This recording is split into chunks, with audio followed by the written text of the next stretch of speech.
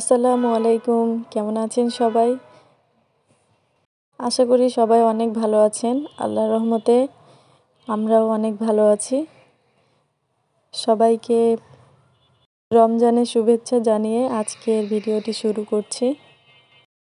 প্রথম রোজায় সেহরিতে এবং ইফতারে আমাদের কী আয়োজন ছিল সেসব নিয়েই থাকছে আজকের ভিডিওটি। আমি সেহরির জন্য গরুর মাংস রান্না করেছিলাম। আর গরুর মাংসটা আমি প্রেসার কুকারে রান্না করেছিলাম, কারণ গ্যাসের একটু সমস্যা, তাই ভাবলাম যে প্রেসার কুকারে রান্না করলে খুব শর্টকাটেই হয়ে যাবে। তো রান্না করার জন্য আমি প্রেসার কুকারে প্রথমে তেল দিয়ে এরপর দারুচিনি, এলাচ, লবঙ্গ এবং পেঁয়াজ দিয়ে এটাকে একটু নরম করে ভেজে নিয়েছিলাম। এরপরে আমি এর মধ্যে আদা রসুন বাটা দিয়েছিলাম। তারপরে এটাকে একটু ভেজে এর মধ্যে স্বাদমতো লবণ, ধনিয়ার গুঁড়া, হলুদের গুঁড়া, মরিচের গুঁড়া এবং জিরার গুঁড়া দিয়ে আমি মশলাটাকে ভালো করে কষিয়ে নিয়েছিলাম। এরপর এর মধ্যে মাংসের মশলাও দিয়েছিলাম।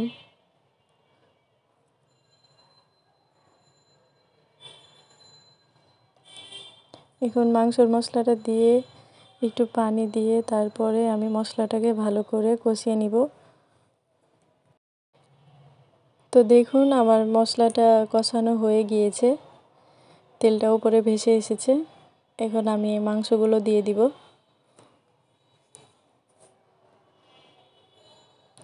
মাংসগুলো দিয়ে আমি এটাকে একটু ভালো করে কষিয়ে নিব মশলার সাথে। আপনাদের কাছে আমার ছোট্ট একটি অনুরোধ, আমার ভিডিওটি যদি আপনাদের কাছে একটু হলেও ভালো লেগে থাকে তাহলে অবশ্যই লাইক এবং সাবস্ক্রাইব করে আমার পাশেই থাকবেন। আর যারা অলরেডি এই কাজটা করেছেন তাদেরকে আমার তরফ থেকে অনেক অনেক ধন্যবাদ। মাংসটাকে আমি কিছুক্ষণ কষিয়ে নিয়েছি। এরপরে আমি মাংসর মধ্যে আলু দিয়েছি। আলুগুলো আমি আজকে ভেজে দিইনি, কারণ এমনিতে একটু গ্যাসের সমস্যা, তাই আলু আর ভেজে দিইনি। তারপর প্রেসার কুকারে ঢাকনাটা কিছুক্ষণ লাগিয়ে আমি মাংসটাকে ভালো করে কষিয়ে নিচ্ছি। রমজান আসবে এই চিন্তা মাথায় থাকতে থাকতে রমজান এসেও আবার আমাদের মাঝে থেকে 30 দিনের মধ্যে একটি দিন চলে গিয়েছে। তো আল্লাহর কাছে হাজার শুকরিয়া যে আমরা প্রথম দিনটা ভালোভাবে কাটাতে পেরেছি। বাকি যে দিনগুলো আছে এগুলোও যেন আমরা এভাবেই কাটাতে পারি। আল্লাহর জিকির করে এবং ইবাদত করে আমরা যেন বাকি দিনগুলো পার করতে পারি। তো দেখুন এরই ফাঁকে আমার মাংসটাও কষানো হয়ে গিয়েছে। আমি পানিও পরিমাণ মতো দিয়ে দিয়েছি এবং কয়েকটা আস্ত কাঁচামরিচও ভেঙে দিয়েছি। তারপর ঢাকনাটা লাগিয়ে দিয়েছি। আর এদিকে করলা ভাজি করব, এই জন্য কড়াইতে তেল, পেঁয়াজ, কাঁচামরিচ দিয়ে আমি এটা একটু ভেজে নিয়েছি। এরপর আস্ত জিরা দিয়ে সেটা একটু ভেজে নেওয়ার পরে আমি এর মধ্যে কেটে রাখা করলা এবং আলুগুলো দিয়ে দিলাম। করলা এবং আলুগুলো আমি পেঁয়াজের সাথে একটু ভেজে নিচ্ছি। তো আমি আজকে করলা ভাজিটা শুধু হলুদ আর লবণ দিয়েই করব। অন্যান্য দিন আমি অন্য মশলাও দিই। তো আমি স্বাদমতো লবণ এবং হলুদের গুঁড়া দিয়ে দিচ্ছি। এরপর আমি এটাকে ভালো করে মিশিয়ে নিব। তারপর এভাবে আমি এই ভাজিটাকে করে নিব। তো দেখুন আমাদের সেহরিতে ছিল গরুর মাংস ভুনা এবং আলু করলা ভাজি, আর ছিল মুসুরির ডাল, আর তো শসা, গাজর এবং লেবু ছিল। আর আমি রাইস কুকারে ভাতটা রান্না করেছিলাম, কারণ রাইস কুকারে ভাত রান্না করলে এটা গরম করা অনেক সুবিধা, তাই। তো এটুকুই ছিল আমাদের সেহরিতে। অল্প কিছুই আয়োজন ছিল, যেহেতু আমরা 2টা মানুষ, তো আমাদের অল্প কিছু আয়োজন ছিল, কারণ সেহরিতে তো তেমনভাবে কিছু খাওয়া যায় না। এরপর আসরের নামাজ পড়ে চলে এসেছি ইফতারি বানাতে। তো আজকে ছোলা ভুনা করব। তো এখানে ছোলা ভুনার জন্য আমি পেঁয়াজগুলো একটু ভেজে নিয়েছি। এরপর দারুচিনি এবং এলাচ দিয়ে আর একটু ভালো করে ভেজে এরপর আদা রসুন বাটা দিয়ে দিলাম। এখন অল্প একটু পানি দিয়ে দিচ্ছি। পানি দেওয়ার পর আমি এর মধ্যে একে একে সমস্ত মশলাগুলো দিয়ে দিব। তো আমি প্রথমে স্বাদমতো লবণ, মরিচের গুঁড়া, ধনিয়ার গুঁড়া, জিরার গুঁড়া এবং হলুদের গুঁড়া দিয়ে এটাকে ভালো করে কষিয়ে নিব। আমি মশলাটা কষানোর জন্য অল্প একটু পানি দিয়ে দিচ্ছি। এখন পানি দিয়ে মশলাটাকে আরও কিছুক্ষণ কষিয়ে নিব।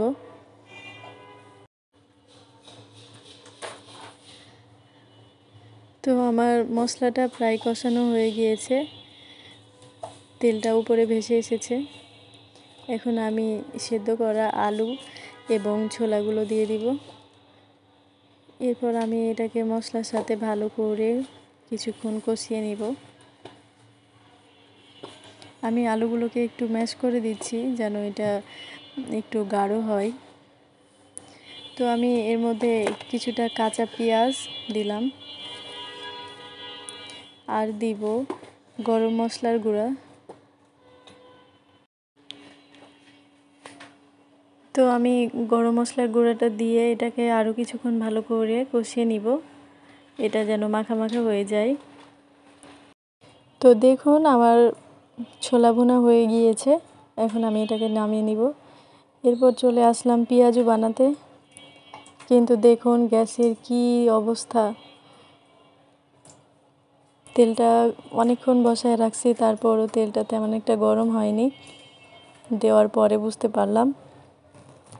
তো এরপর আমি এটা কারেন্টের চুলায় করে নিয়েছি। এখন আমি বেগুনিগুলো ভেজে নিচ্ছি।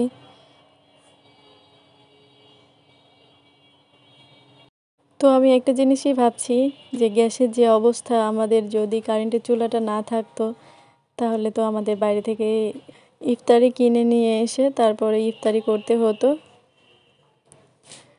তো দেখুন আমার বেগুনিগুলো ভাজা হয়ে গিয়েছে। এখন আমি বেগুনিগুলোকেও তুলে নিব।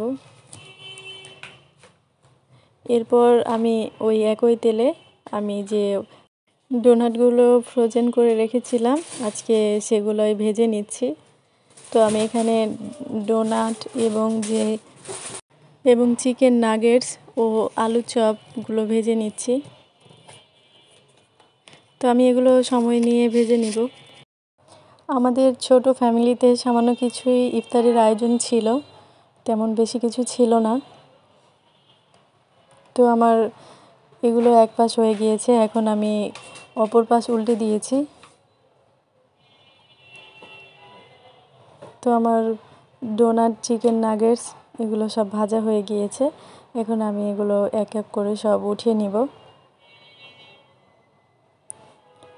তো আমাদের ইফতারির আয়োজনে ছিল বেগুনি, পেঁয়াজু, আপেল, আঙ্গুর, খেজুর এবং ছোলা ভুনা, আর বানিয়েছিলাম বুন্দিয়া, আর চিকেন নাগেটস, চিকেন ডোনাট এবং আলুর চপ, আর ছিল লেবুর শরবত।